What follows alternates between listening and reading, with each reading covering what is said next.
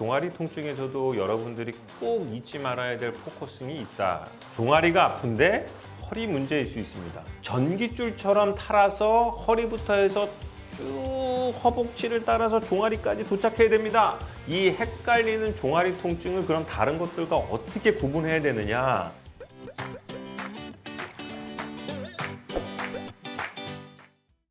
안녕하세요. 고품격 메디칼 예능 의학정보 채널 힘내쇼의 황진호입니다. 이번에는 이제 조금 재밌는 걸 좀 가지고 나왔습니다. 저희 힘내쇼의 메인 아이템 엉덩이 통증.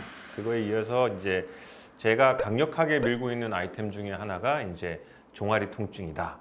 왜 이런 종아리 통증이 발생하는지, 그리고 왜 종아리 통증에 우리가 포커스를 맞춰야 되는지, 이런 것들에 대해서 한번 같이 고민해보고 또 댓글이 달리면은 상담도 해드리는 시간을 갖도록 하겠습니다. 렛츠 고!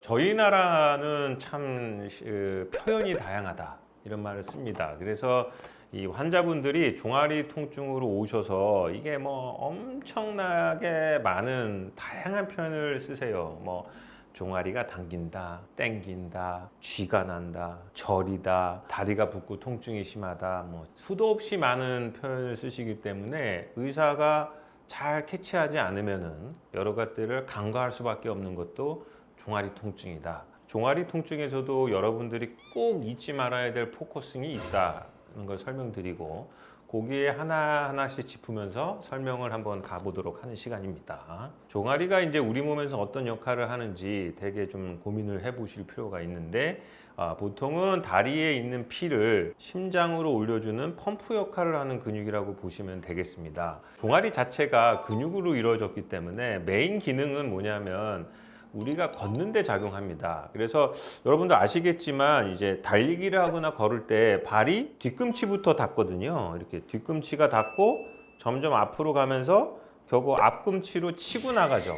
그럴 때 이 종아리 근육이 파워를 발휘하면서 저희 몸을 앞으로 나가게 하는 메인 파워를 담당하신다고 보시면 됩니다. 수축을 일으키면서 이 종아리 근육이 없이는 우리가 걸을 수 없다 생각하시면 되고, 그래서 종아리가 이제 많이 아프고 종아리 근육에 문제가 생기면은 어떤 종류로 크게 문제가 될 수 있냐면 근육과 근막의 문제, 그다음에 두 번째 척추 문제, 세 번째 혈류 문제가 있다. 그래서 요 세 가지 문제만 있다 생각하시면 되고, 이거 이제 이만기 선수의 뒷종아리이고 오른쪽은 이제 강호동, 두 씨름 선수들의 모양이죠. 그래서 여기 보시면은 이 하트 무늬가 있지 않습니까? 이게 이제 저희가 가자미근이라고 하는 그 뒤에 있는 근육이 큼으로써 파워를 낼 수 있고, 그게 얼마나 생명하고 관계 있고 통증과 관련일지를 보여주는 아주 전형적인 그림이라고 할 수 있습니다. 그래서 종아리 통증의 원인들 아까 잠깐 크게 세 가지 분류해 봤지만, 첫 번째 근육통과 근막통. 요거는 제가 이제 종아리 폼롤러 전도사일 때 한번 설명을 들었고요. 그다음에 이제 우리가 흔히 알고 있는 척추 질환, 디스크하고 협착증의 문제, 그다음에 족부 질환, 아킬레스 건염, 족저근막염, 이 두 가지 때문에 종아리 통증이 흔하게 발생합니다. 아주 의외거든요. 이게 이제 족부 질환이니까 발만 아프다고 생각해야 되는데 이게 종아리까지 올라온다는 것을 반드시 기억하셔야 됩니다. 그 다음에 네 번째가 하지정맥류입니다. 뒤에서도 설명드리겠지만, 둘 다 퇴행성 질환, 나이 들어서 생기는 질환이기 때문에 하지정맥류를 갖고 있는 환자분의 한 3분의 1은 척추 문제가 있고, 또 척추 문제를 갖고 있는 환자의 또 3분의 1은 하지정맥류 문제를 갖고 있어서 이 오버랩 돼 가지고 우리 의사들을 너무 곤욕스럽게 한다는 것을 기억해 주셨으면 좋겠습니다. 그래서 가장 흔한 종아리 통증의 원인은 뭐냐고 그러면은 단연코 1등은 근육통과 근막 통증입니다. 갑작스러운 운동을 시작했을 때, 또는 준비 운동이나 스트레칭 없이 과도하게 움직였을 때, 예를 들면은 저희가 그냥 아침에 일어나다가도 갑자기 움직이다 통증이 생길 수도 있거든요. 이런 근육통이 제일 많다, 이렇게 생각하시면 되고, 급성으로 생긴 경우에는 이제 급성 근육통이 더 흔하고요. 만성으로 가는 경우에는 근막염이 더 흔하다, 이렇게 생각하시면 됩니다. 그래서 이제 밑에 포인트는 충분한 스트레칭을 해줘야 된다고 했기 때문에 여기다가 올려드릴 거예요. 근육통과 근막통을 해결하는데 제일 좋은 건 뭐다? SMR이다. 톱롤러 전도사의 SMR을 보시면 어떻게 종아리 통증을 해결하는지 그걸 따라 하시면 이거는 간단히 해결됩니다. 그다음에 이게 오늘의 어쩌면 더 포인트일 수가 있죠. 종아리가 아픈데 허리 문제일 수 있습니다. 엉덩이 통증하고 비슷합니다. 아니 왜 허리가 아픈데 나는 엉덩이가 아파? 이렇게 생각하시는데 허리하고 종아리는 서울하고 부산만큼 떨어져 있지 않습니까? 그러니까 환자분들이 이렇게 갸우뚱하십니다. 그래서 척추질환 하면은 양대 산맥 있죠. 하나는 허리 디스크, 하나는 협착증. 이 질환 모두 종아리 통증을 야기한다는 걸 확실히 기억하셔야 되고 그 이유를 설명드리는데 저희가 이제 디스크와 협착증을 보면은 거기 방사통이라는 말이 나옵니다. 방사통. 신경을 따라서 다리까지 쭉쭉 뻗치는 거를 우리가 방사통이라고 하는데 전깃줄처럼 탈아서 허리부터 해서 쭉 허벅지를 따라서 종아리까지 도착해야 됩니다. 서울, 대전, 대구, 부산 찍고 부산에 와야 되는데 갑자기 서울 아프다가 부산이 아픈 경우죠. 점핑하는 경우입니다. 이 헷갈리는 종아리 통증을 그럼 다른 것들과 어떻게 구분해야 되느냐? 척추 질환과 족부 질환을 구별하셔야 됩니다. 그래서 척추 질환은 서울, 대전, 대구 쪽으로 내려오셔서 따라 내려오면은 척추 질환이신 거예요. 족부 질환은 부산, 대구예요. 발에서 생긴 통증이 기어 올라오는 거죠. 그거의 구별법은 뭐냐면 방사통으로 인한 종아리 통증.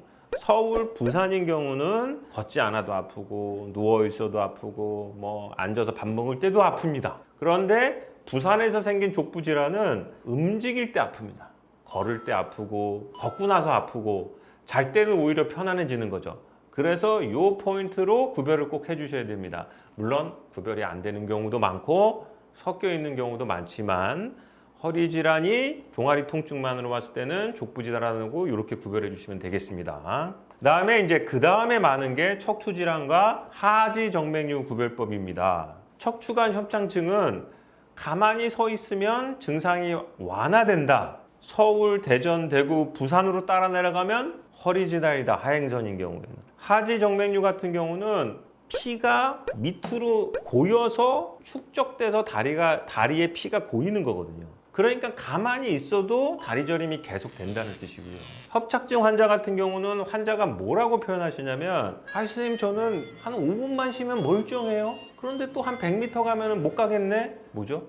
서 있으면 괜찮다는 거죠. 그래서 가만히 있으면 완화되는 건 척추질환. 그다음에 가만히 있어도 계속적인 증상이 있는 거는 하지정맥류일 가능성이 많다.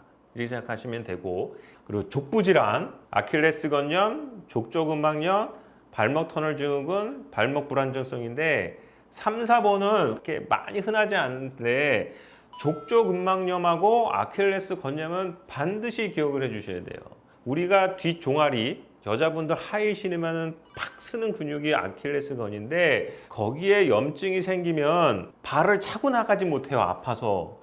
그러면은 위에 있는 근육이 원활하게 움직여줘야 되는데 이게 뭉칩니다. 그래서 아킬레스건에서 시작된 게 점점 타고 올라가는 거죠. 부산, 대구, 대전으로 올라오게 되는 것들이 아킬레스건염이 아픈 이유시고요. 족저근막염 이거 기억해 주셔야 되는데 발바닥에 아치가 아픈 거죠. 아치가 아프면은 마찬가지로 이것도 걸어 다닐 수가 없어요. 이런 리듬을 타고. 아프니까 못 딛고 파워를 못 내거든요. 그래서 도수 치료를 하는 거거든요. 위에 근육을 풀어주면 아킬레스건염하고 족저근막염도 많이 완화됩니다. 그리고 하지정맥류, 오래 서서 일하는 직업, 걷지 않고 서서 있어도 피가 저류되기 때문에 그렇다고 했고, 그러고서 자고 나면은 통증이 많이 감소되는 경향이 있고, 퇴행성 질환이기 때문에 척추 협착증과 구별해라. 앞쪽에 설명드렸습니다. 그래서 엉덩이 통증하고 비슷합니다. 종아리 통증은 너무 많은 원인을 갖고 있고 간과하기 쉬운 몇 가지 질환을 구별해 드렸는데 정확하게 감별하는 것이 중요하다. 그리고 같이 믹스되어 있는 경우가 흔하다. 그래서 MRI를 통해서 정확히 감별하고 확인하고 치료하는 것이 중요하다. 이렇게 이해하시면 되겠습니다. 여러분 마지막으로 여러분들의 종아리가 얼마나 튼튼한지 한번 검사를 따라해 보시기 바랍니다. 저희가 핑거링 테스트라고 하는데 65세 이상에서 종아리 둘레가 32cm 미만일 때는 근간소증을 의심해야 된다. 그래서 젊었을 때 자기 종아리의 두께를 알고 있어야 되고 나이가 들었는데 그게 줄어간다고 생각하면은 상대적으로 근감소증이 왔다는 얘기지 꼭 2cm가 중요한 것은 아니다라고 명심하셔야 됩니다. 마지막으로 제가 뭐죠? 폼롤러 전담사입니다. 종아리 통증의 기본은 스트레칭이고 셀프 메이오 패시얼 릴리즈입니다.